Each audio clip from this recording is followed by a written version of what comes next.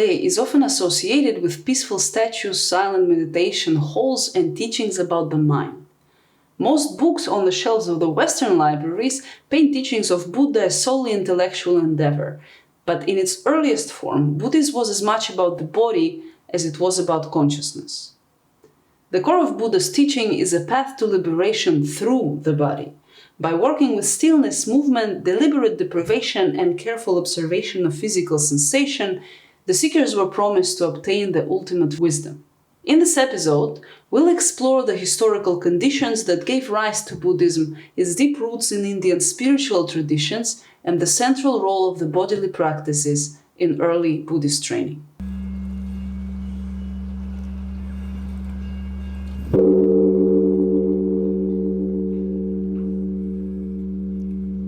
Buddhism emerged in northeastern India around the 5th century BCE. It was a time of enormous social and political turmoil. The agrarian tribal societies were being restructured, and the region along the Ganges plain had become home to powerful new cities and states with centralized power and consolidated hierarchy. As a reaction to the established order, Hindu society saw the rise of the renunciation movements called Shramanas. That literally translates as strivers. These teachings rejected the ritualistic orthodoxy of the Brahman Vedic tradition. The Shramans wondered and debated the nature of reality, not being content with the answers they were offered from the religious authorities of the time. The most influential of these movements became what we know today as Buddhism.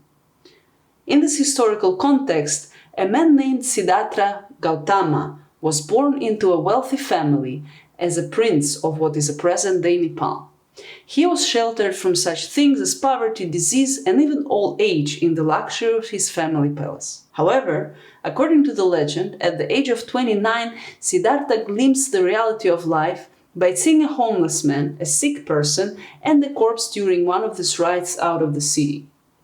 Struck by the daunting nature of life, he renounced all his riches and turned to asceticism first, starving and depriving himself during 6 years. But he realized those techniques were not effective and started to promote something that is called the middle way, tending to the body without going to either extremes.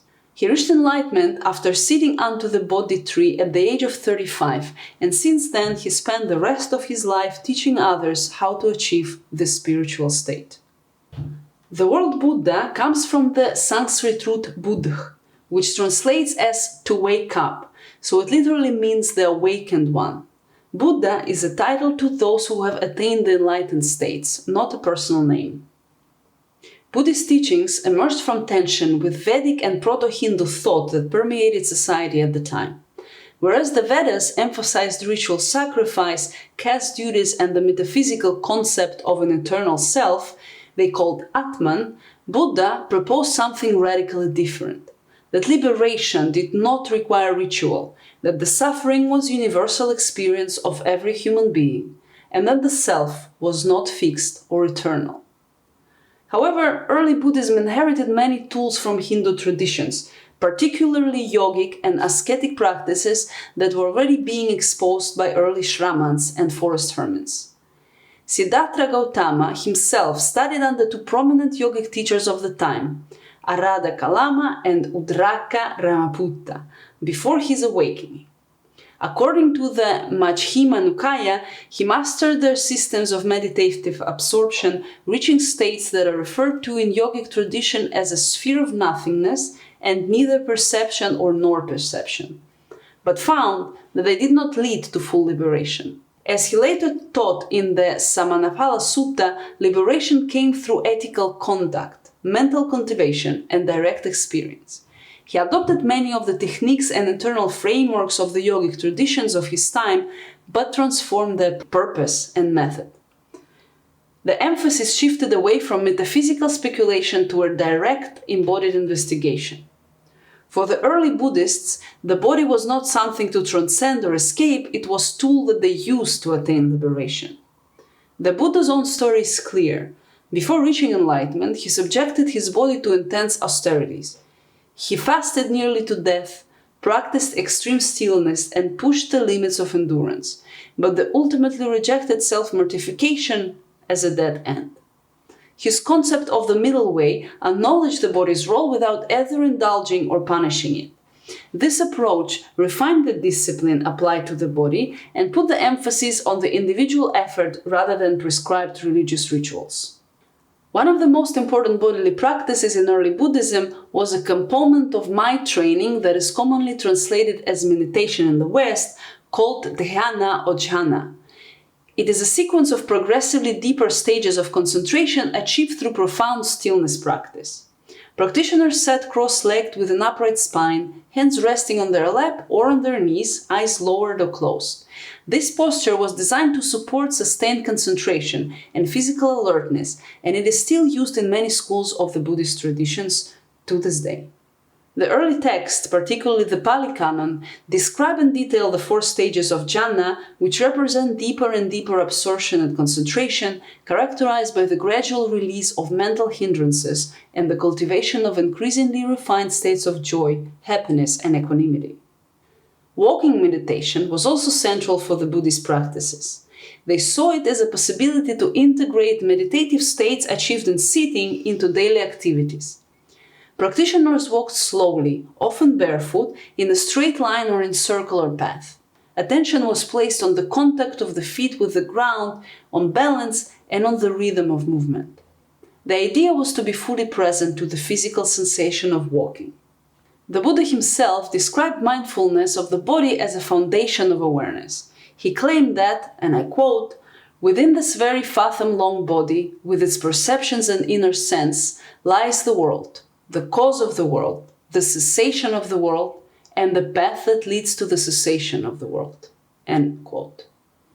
The community of monks and nuns who followed Buddha's teachings and practices was called Sangha. It was supported by lay people who did not take on the monastic lifestyle but still adhered to Buddhism. In Sangha, bodily discipline was the foundation of ethical and spiritual life. Monastics followed strict codes of conduct called Vinaya that governed how they walked, stood, ate, slept, and interacted with others. It was all aimed at pursuit of the enlightenment, leaving the earthly life behind. Meals were taken in silence, usually once a day, from a single bowl that the monk had to carry with him. Robes were wrapped in specific ways that restricted movement. They practiced postures deliberately, not just sitting in meditation, but bowing, prostrating, and walking. These rituals were part of a continuous process of remembering, using the body to return to presence and to the reality of impermanence. Breathwork in early Buddhism was not stylized like later yogic pranayama, but it was nevertheless central to their practice. Breath was observed, not manipulated. The practice involved paying attention to the breath as an object of focus, observing the breath's natural rhythm without trying to control or manipulate it.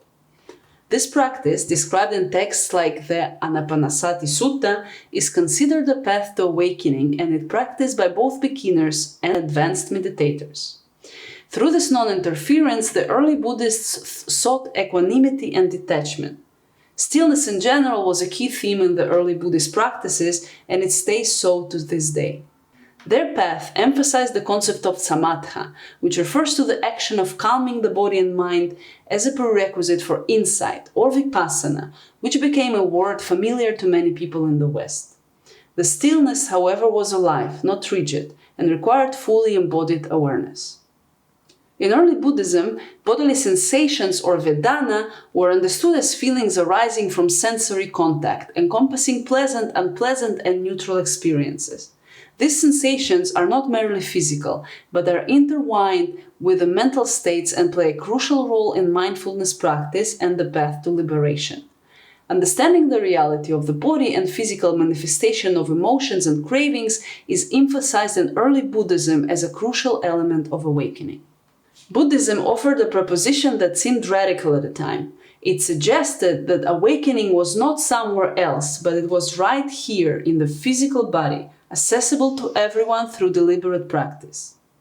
The body was not an obstacle to spiritual life, but the basis for it. Through disciplined attention and embodied presence, the practitioner could move toward freedom. It required not escaping the body, but becoming intimate with it. And it was done not through a ritual that required a priestly figure, but through personal involvement. Buddhism brought the sacred back into contact with sensation, putting into the center of the tradition the vessel that carried us through life, the physical body. Recognizing the importance of grounding oneself in the material reality, in getting familiarized with it, and using the body as a vehicle for liberation was a breakthrough. It gave autonomy to an individual, putting aside the necessity for structured ritual and putting personal practice in the center. Buddha showed us that the awareness and the body are not two separated things, and then the beginning and the end of the practice is the awakening to what is already there.